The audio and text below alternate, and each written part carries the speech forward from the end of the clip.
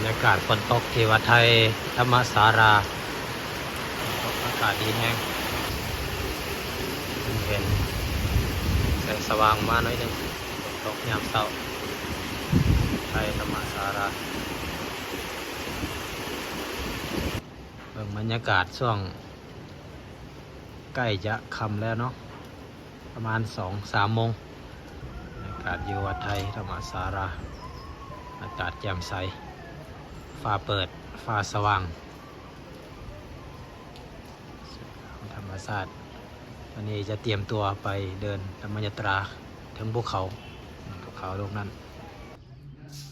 สวยงามนะ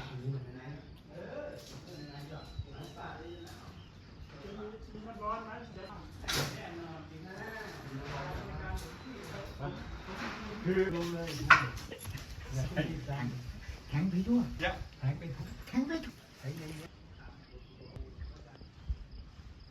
ซูมไปก็จะเห็นวัดไทย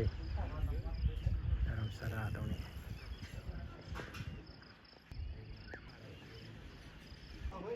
ฝั่งนี้ก็จะเห็นน้ำตกภูเขา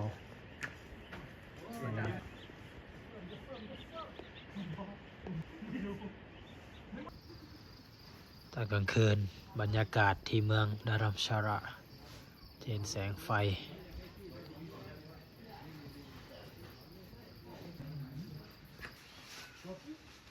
ทีนี้เมฆหมอกเต็มไปหมดเลยนี่กำลังจางไปตอนเช้าอากาศงามหลายอากาศดีหลายเบิดเดียวมีเมฆหมอกมาอีกแล้วเต็มเลยนี่ตอนเช้าอากาศเย็นสบายฟ้าเปิดบรรยากาศทั้งเทิงตอนเช้าเดินภูเขาอากาศเย็นสบายฟ้าท้องฟ้าสดใสจะเห็นเมืองดารัมชาราตอนเช้าเมืองดารัมชาระฟ้าเปิด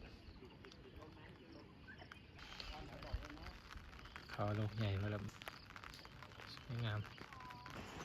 เราเดินมา สวยงาม มีอะไรพิเศษ โอ้